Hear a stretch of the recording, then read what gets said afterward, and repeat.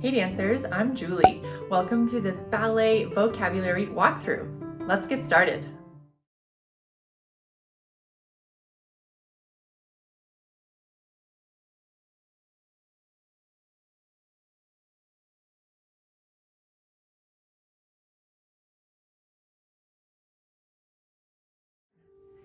Here at the bar, we have many exercises we do. Plié means to bend. It can be done in first position. We can bend the legs. Second position. Fourth position. Third position. Or fifth position.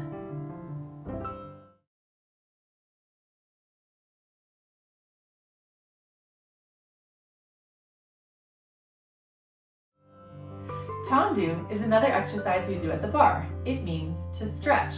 It can be done tendu front, tendu side, tendu back, tendu side.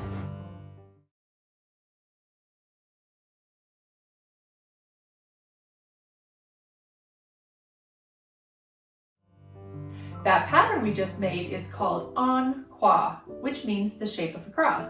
It goes front, side, back, and side again.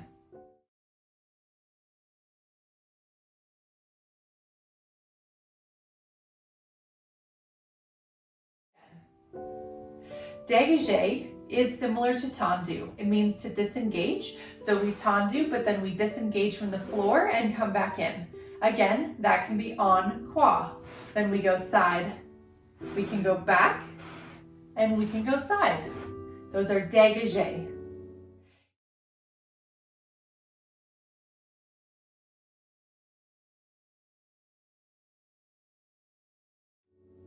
In this family of small movements, we can also do a pas de cheval. That means step of the horse. In a pas de cheval, we bring our foot up, out, and close. We do this, it looks a little bit like a horse when they're waiting to get their food, or they're just sort of waiting for their handler to come back and hang out with them. We can again do these en croix. I'm doing it to the front. We can also do side, and we can also do back. In all of these directions, we can also go side. Yeah, so one of these, one motion is one pas de cheval.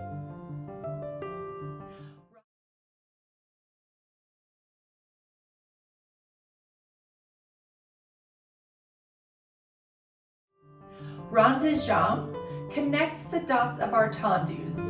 So we could go front, then we carry it side, we carry it back, then we pass and do it again. Front, carry it side, carry it back, and close. That's as opposed to tendu, where we went front and then closed before we went side. So the tendu is going to come back in, whereas the ronde de jambe is going to make a circle all the way around.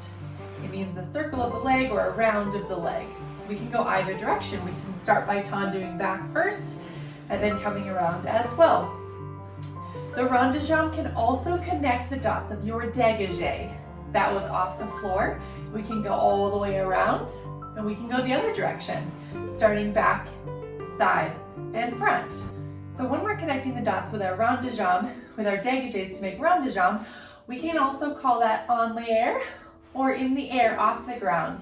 So this motion, when we have the leg off the ground, can sometimes be called en l'air, just as a way to modify the words. So this ronde de jambe on the ground sometimes is called par terre, which means on the ground, and then this one is sometimes called en l'air, or off the ground, off the floor.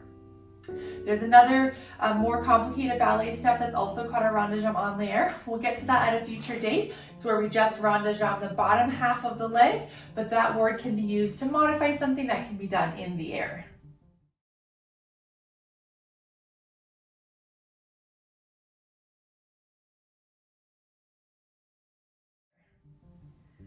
Frappé means to strike.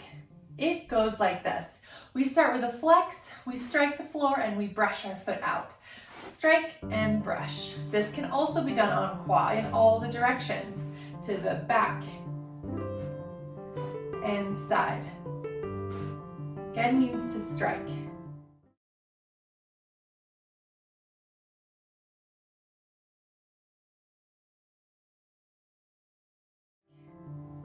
We can do a fondu. So within fondu, I'm going to teach you one other word, which is called coupe.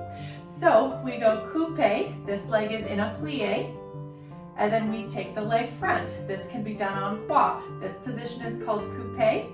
Then we can take it side. We can go coupe back, coupe back, and side. Let's go through that one more time. The coupe is going to point right at your ankle bone, and then stretch both the legs together. Fondu down, both legs together, and then out, both legs together. Down, simultaneously arrive with both the legs bent, and then both the legs straight.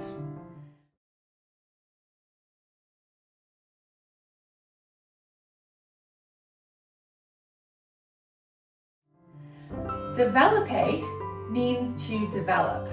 So we're actually going to start with that coupe position, also sometimes called coup de pied, which means on the neck of the foot. So we have that coup de pied. We go up to a passé, also sometimes called a retiré. Then we can take our leg out to the front and then close back down. We can again do this en croix. So side will go coupe or coup de pied, passé or retiré, side, close to the back. We're going through that en croix pattern. Then coupe back, right at the, your ankle is pointing right at the back underneath your calf muscle, up to the passé or retiré back, and then développé back. This position is also called arabesque when our leg is to the back. It's an iconic pose in ballet where that leg is up to the back and the arms are elongated. Then we're going to go side, finish off the en croix. So coupe, passé, side, and close.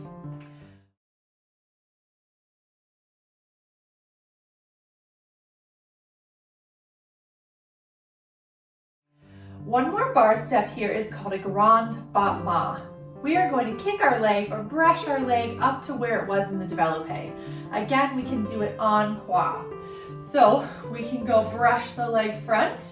We brush it to wherever we had it for that développé. You want to think about an action of brushing the leg instead of lifting the leg. It should use momentum and swing. Brush. Then we can do Grand Battment back to arabesque. It goes right behind you from the side view. Then we can keep going side to finish off the en croix. Each of these is one Grand Battment. So one means we go out and then back in.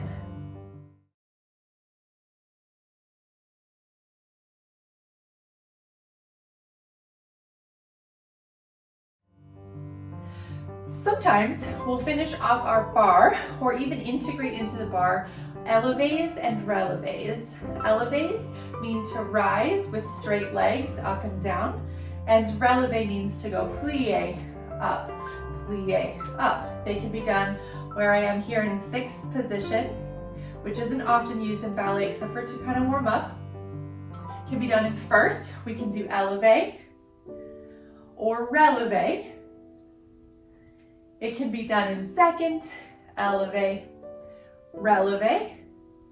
It can be done in fourth, élevé, relevé. It can be done in third, élevé, relevé, and same thing in fifth. Fifth is just crossed all the way over, up. Now in fifth, when we relevé, if we're gonna stay there for a while, we do something special. We squeeze our legs all the way together so they're lined up and one is hiding the other. This is called sous-sous. That means over, under. Without the bar, we have many steps that we do as well. We refer to this whole kind of thing as center work. So we're doing work in the center of the room without the bar. So within center work, we have a couple of different steps that we're going to talk about today.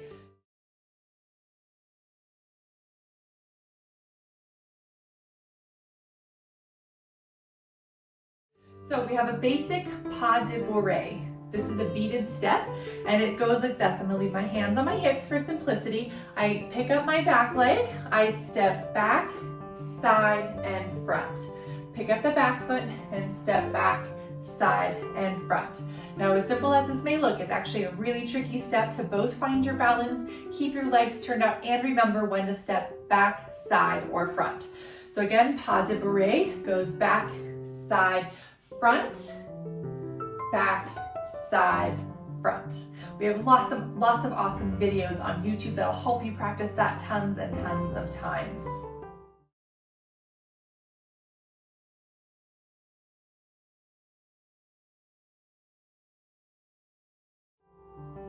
Another position that we use in the center that we don't typically use at the bar is called B+.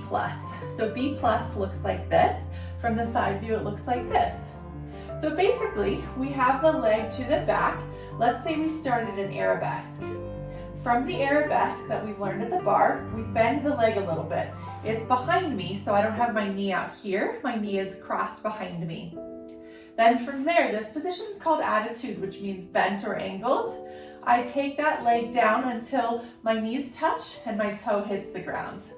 So from the front view, that looks like this. The knees are touching all the way down, the legs are touching to the knees, and then the big toe is on the ground back there. It's called B+, named after Balanchine of the New York City Ballet, and we often use it when we're getting ready to dance in the center.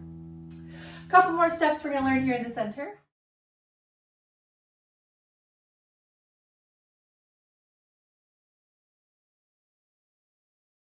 One of which is called a pas de chat. A pas de chat means a step of the cat, and it is just a very cute little jump that goes like this. You can also go the other way.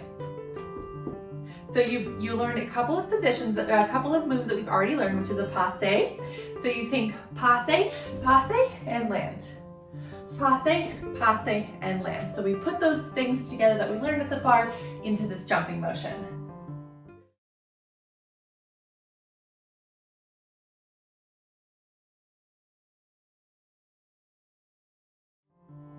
A failli means to fall through. So let's say we were in an arabesque, we were doing some dancing, we ended in an arabesque somewhere, and then we wanted to step on this leg. We would bring it through and fall on it, and that would be a failli. So if we're bringing our back leg through, it would be a failli. We might failli to B+, or maybe we would even failli and then do a pas de chat. So we might even do an arabesque, failli, and then a pas de chat coming out of that, to kind of string these moves together. So failli means fall through. It's when we take our back leg from an arabesque, we fall through, and then we put our weight on it.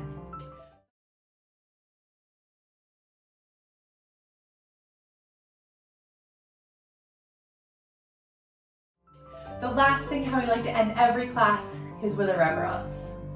So let's try a révérance together. They are just pretty and dancy, and they give you a chance to give thanks for what you have, to give thanks to your ballet teacher and the opportunities you have in life. It's really a ballet tradition and is quite beautiful. So we'll often use B+, like we've already learned. Ladies and gentlemen often have different parts that they'll do, and I'll show both of the options at the end. So I might elongate the arms, called allonger. Take the arms through first, and up, open, and down. Arms through first, open to second. Thank the orchestra. The balcony, come down. Ladies will come up and curtsy. So I bend my front leg and dip down. Gentlemen might step to the side, hand to the chest, and nod the head. I hope this helps give you a little tiny crash course taste of all the basic ballet positions. Until next time, happy dancing!